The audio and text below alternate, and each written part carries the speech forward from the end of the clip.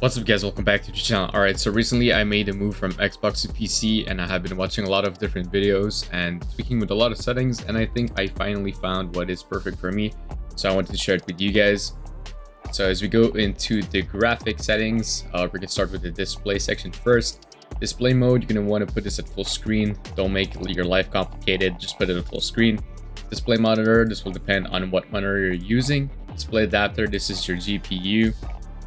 Screen refresh rate, I put this at max. My max is 165, so always set this at your max in my opinion. And also don't forget to set it up on your monitor as well, because sometimes you could put it here at your max, but your screen is still locked at, let's say, 60.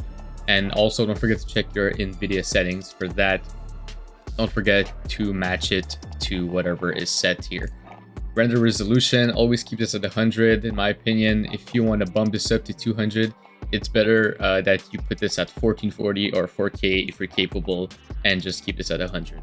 Dynamic resolution, keep this disabled. You don't want your frame rate to be at a target frame rate, and here it's going to be whatever because this is disabled anyways. Aspect ratio, this is going to be automatic for me. I could put it at 16:9 since I'm using a 16:9 display, but it doesn't really matter. If you're using a wider screen, then select these first. VSync disabled. Custom frame rate, I set this at custom 300. I know I'm never gonna reach 300 frames per second, but I just put it here just so there's no really cap, but there still is a cap. It's at 300. Menu custom frame rate, so right now it's at 60. I don't really need it to go higher than that, so 60 is fine. Out of focus when I tab out at 30. So if you really don't care and you have a powerful PC and you just don't mind, just let it all out. Put it unlimited, it's gonna go crazy and it's gonna go at whatever max frame rate it could. Brightness 51, this is depending on you.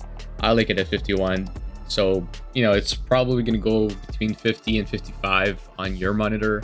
But yeah, really just set it by following these references. Display gamma 2.2 sRGB, Nvidia highlights disabled. You don't want Nvidia to be just randomly recording some things on background. So yeah, disable this. Nvidia reflex low latency, you want this enabled. Plus boost, it'll give you the lowest latency, plus your GPU will be working a little bit more, but it will give you the most frame rates, and it's just gonna make it super smooth in general. Quality, you're gonna want to set this at depending on what you want. Some people like it at 120, some people like it 110, 120, or 100. I like it 100 since I just recently moved up to a PC. Don't forget to set this unaffected. This is what is gonna make it feel and look like there's less recoil because it doesn't zoom as much. Like, just keep this in mind. The more you zoom, the more it feels like there's a lot of recoil because it's shaking a lot. But when you're a little bit further from your gun or further from zooming, it's gonna make it feel and look like it's like no recoil. So this is why when you watch a lot of like pro players and good players in general, they have a higher field of view, plus they set this affected. So this is really like probably the biggest advantage of being on PC. Camera movements, I wish there was 0, but there's only 50, so at least 50. It's on 100 by default. Streaming quality, set this to low. Honestly, it's not really worth going to normal. I mean, low and normal don't really have much differences anyways, but we're here to keep like the max frame rates and the maximum performance anyways. So yeah, low. Texture resolution, I would go to low, or if you don't like it, then set it up to normal, but I wouldn't go to very low. There's not much of a difference, but there is a huge difference in terms of like the textures, so just keep it at low. Texture filter anisotropic, keep this at low. You don't really need to see like this. You don't really look at the ground, you look at the players, the environment, the corners. So yeah, keep this at low. Particle quality is the only one you want to set it at high. Bullet impact and sprays, you want this disabled unless you're looking at recoil patterns, but I don't really look at that anyways. I used to look at this, but not anymore. I've pretty much memorized almost all of like the recoil patterns on controller. Tessellation, not much of a difference. It's really more for like the 3D of like certain textures and certain like bumps. Not really important. dismemberment, gore effects, unless, I don't know, you're really into that. Not really important. I don't care about seeing like heads and arms leaving someone's body. On-demand texture streaming, this is really just for aesthetics. Disable this. This is going to give you a lot of packet bursts and packet loss in general.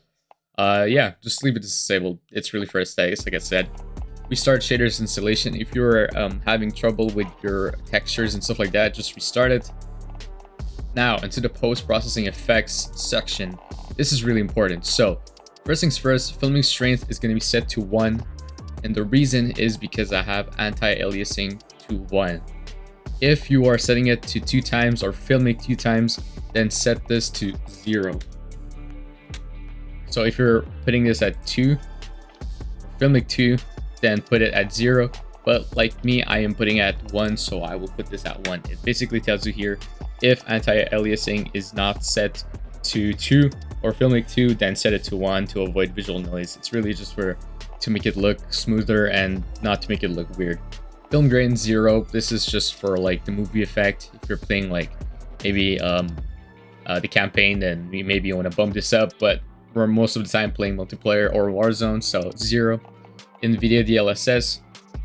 If you have a lower end PC, or if you're struggling to keep some frames, or if like you're 100 under like, let's say 80 frames per second or under 100, then keep this at balance or quality. But since I'm able to reach higher than 100 frames per second, then I'll just keep this at disabled. Depth of field, world motion blur, weapon motion blur, all disabled. You don't want this.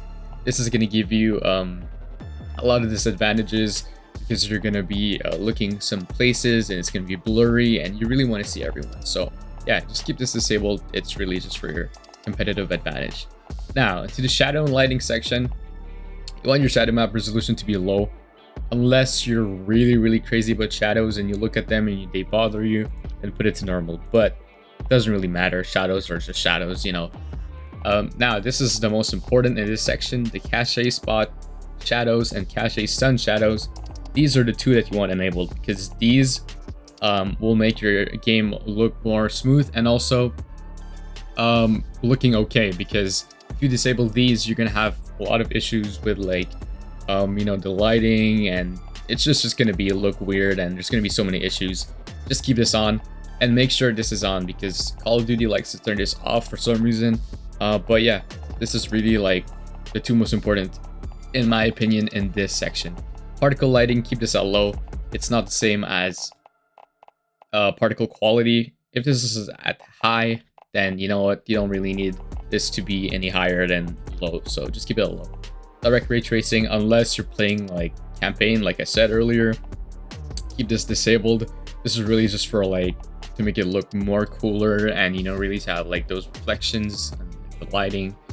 Like if you want your game to look like Cyberpunk or something, then enable this, but this is really gonna make your frames drop a lot, like 20 frames per second. It's really bad. Just disable this. You don't really need it. I mean, occlusion disabled and screen space reflection disabled as well. Now, in terms for the interface, I like to keep the colorblind type to this one, just because I see better. So it's really depending on you. If you're not colorblind, then disable this, but I think I am a little bit, so I like this one. I keep it for both the interface and the 3D world. Anything else? The HUD bounds, vertical and horizontal, I like them to keep it 25. That makes it a little bit closer towards the middle, just because I don't want to be looking here and then stretching my eyes or my head towards like the edge. It's a little bit too far. I like to see very quickly, so I like it to be a little bit closer to the center, so that's why I keep it at 25. By default, it's on 100. But yeah, like I said, I like it closer so I could see faster and better. Minimap, put this at square. There's no really reason for you to rock it at circle. It's not nice, and it's not even getting to be like the best you know, view. So let's say someone is here, you wouldn't even be able to, or like he's here, you wouldn't even be able to see him in the corner. So yeah, just put it at square. And yeah, that's pretty much. The rest is all personal preferences. You know, just check it out yourself, and you know, whatever you like. Here I like to see my frames, server latency, packet loss, and my temperature for my GPU. But that's pretty much it. The rest I like it disabled. So yeah, anyways, that'll be it for the graphic settings. I hope you guys enjoyed the video. Don't forget to drop a like and subscribe. Anyways, I'll be seeing you guys next time. Ciao.